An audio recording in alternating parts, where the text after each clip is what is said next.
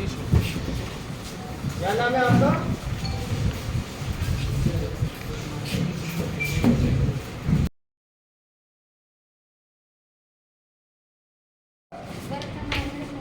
घर का नाम हिडवे है। कब से आप नक्सली संगठन में काम कर रहे हो? 2016 से काम कर रहे हो। इधर बालाघाट में कब आए आप काम करने? 2017 में आए। तो रहने वाले कहाँ के हो आप? रहने वाले कहाँ के हो? कौन सा थाना पड़ता है पूनमपाल? चिंतलनार थाना पड़ता है। तो चिंतलनार थाना से इतना दूर आप बालाघाट क्यों आए नक्सल संगठन में? बालाघाट क्यों आए इतना दूर? नक्सली लेके आए। कौन नक्सली भर्ती किया आपको? वनिता दीदी। पता नहीं। तो आप जब यहाँ पे आ रहे थे तो कौन बड़े नक्सली के साथ काम करते थे आप लेके आए थे। विकास को जानते हो आप? विकास कौन सा हथियार पकड़ता है? AK-47 पकड़ता है। विकास अभी भी नक्सली संगठन में है, छोड़ दिया है? नक्सली संगठन। बड़ी अहम सफलता में आज मलाजखंड एरिया कमेटी सदस्य रंजिता, जो कि जिसके ऊपर 13 लाख का इनाम था, 5 लाख छत्तीसगढ़ शासन, 5 लाख महाराष्ट्र सरकार और 3 लाख मध्य प्रदेश सरकार द्वारा घोषित इनाम, उसने आज आत्मसमर्पण किया है।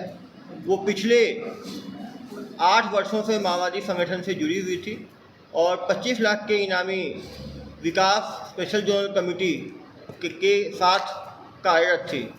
उसके ऊपर मध्य प्रदेश में 19 अपराध, छत्तीसगढ़ में भी 1 अपराध और महाराष्ट्र से जानकारी मंगवाई जा रही है। विगत 6 माहों में कवर्धा जिले में 6 अति संवेदनशील मध्य प्रदेश छत्तीसगढ़ बॉर्डर पे पुलिस कैंप खोले गए हैं। विकास के कार्यों को आगे बढ़ाया गया है। इसका फ़ायदा मिला है। कबीरधाम पुलिस द्वारा एक घोषणा की गई थी कि कोई भी नक्सली आत्मसमर्पण करेगा या कोई भी व्यक्ति नक्सली को पकड़ाने में मदद करेगा, उसको 5 लाख रुपए का नगद इनाम प्रदान किया जाएगा। रंजिता को छत्तीसगढ़ की पुनर्वास नीति से 25,000 रुपये भी तो तत्काल दिया गया है और छत्तीसगढ़ शासन से इन्हें 5 लाख रुपए जो रिवार्ड जो है वो दिलाया जाएगा। उन्हें पुनर्वास नीति की तरफ से ज़मीन, घर, नौकरी सभी चीज़ें प्रदान की जाएंगी। मैं सभी माओवादियों से अपील करता हूं कि वो हिंसा का रास्ता छोड़ के रंजिता के दिखाए हुए रास्ते पर आकर आत्मसमर्पण करें और अपने घर वापसी करें। आने वाले समय में और भी आत्मसमर्पण संभव है।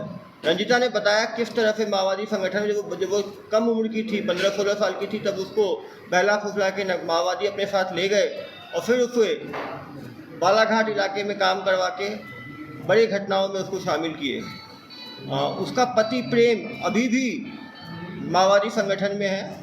मैं उसके पति से भी अपील करूंगा, जिसका नाम प्रेम है, कि वो प्रेम की भावना को समझे और अपने पत्नी के दिखाए हुए रास्ते पर आगे बढ़े और वो भी आत्मसमर्पण करे। मुझे भरोसा है कि रंजिता के प्रेम की जीत होगी और उसका पति प्रेम भी जल्द ही माओवादी संगठन छोड़कर मुख्य धारा में जुड़ेगा। स्टार्ट की गई है, उसमें केवल 12 माओवादियों की हमें सूचना अभी प्राप्त हुई है। इस 12 में भी 2 लोगों के हुक्मा जो है घर जाने की बात सामने आ रही है। जल्द ही उन्हें भी मुख्य धारा में जोड़ा जाएगा। जो बाकी बचे हुए 10 माओवादी हैं उनसे मैं अपील करता हूं कि वो संगठन छोड़ें और हमारी पहली कोशिश होगी जो इनके पति प्रेम हैं, जो कि 8 लाख के इनामी हैं, जिनके ऊपर 20 लाख का इनाम मध्य प्रदेश, छत्तीसगढ़ और महाराष्ट्र में है, उसको हम समझाकर उसकी घर वापसी कराएं। क्या कारण है? माओवादी संगठन में काम करने के बाद इन्हें समझ में आया कि किस तरह माओवादी जो हैं ग्रामीणों का, आदिवासियों का शोषण करते हैं, उनसे चावल लूटते हैं, उनके रोड तोड़ते हैं, उनके मोबाइल टावर्स जलाते हैं। हिंसा का रास्ता छोड़ के उसने अब घर वापसी का जो है उन्होंने मन बनाया और निश्चित रूप से उनका जो डिसीजन है वो काबिल तारीफ़ है। ये एक बात है कि महिला किसी मामले में पुरुष से पीछे नहीं है। उनके पति अभी तक जो है वो माओवाद के रास्ते में है, जबकि इस महिला ने अपना खुद डिसीजन लेके अपने पति का हिंसा का रास्ता छोड़कर जो है शांति का रास्ता को चुना है। सर, इसके साथ माओवादी संगठन से छुपकर ये भागी थी तो हथियार लेकर नहीं आ पाई, लेकिन इसने काफ़ी सारी जानकारी दी है जिसके ऊपर आने वाले समय में रेड कार्रवाई की जाएगी। कुछ बड़ा खुलासा करिए सर कवर्धा को लेकर। अभी ये क्योंकि कल रात को ये आके आत्मसमर्पण किया, अभी इससे डिटेल में बातचीत की जाएगी और डिटेल इंट्रोगेशन के बाद जो गोपनीय चीज़ें हैं उस पर कार्रवाई की जाएगी। समर्पण किए उनके जरिए और नक्सलियों से संपर्क बनाने की कोशिश। पहले तो पति से ही संपर्क बनाने की कोशिश की जा रही है, और जो इनके क्योंकि विकास के साथ काम करती थी, जो खूंखार माओवादी है, उसके ऊपर टोटल 25 लाख का इनाम छत्तीसगढ़ के शासन की तरफ से, 20 लाख का इनाम मध्य प्रदेश शासन की ओर से, और 20 लाख का इनाम महाराष्ट्र शासन, समझ सकते हैं, या 65 लाख के खूंखार माओवादी के साथ ये काम करती। तो एक कोशिश होगी कि प्रेम और विकास, प्रेम की जीत हो और विकास की जीत हो, और दोनों मुख्य धारा में जुड़े। ऐसी हमारी, मैं मीडिया बंधुओं की तरफ से भी दोनों प्रेम से भी और विकास से भी अपील करता हूँ कि वो रजिता की रास्ते को देखते हुए वो भी आत्मसमर्पण करें, उनकी भी जो पुनर्वास किया जाएगा। सर, उनके बच्चे हैं वो आत्मसमर्पण करेंगे तो उनका पुनर्वास की जिम्मेदारी जो है शासन ले रही है, और ये अच्छा मौका है।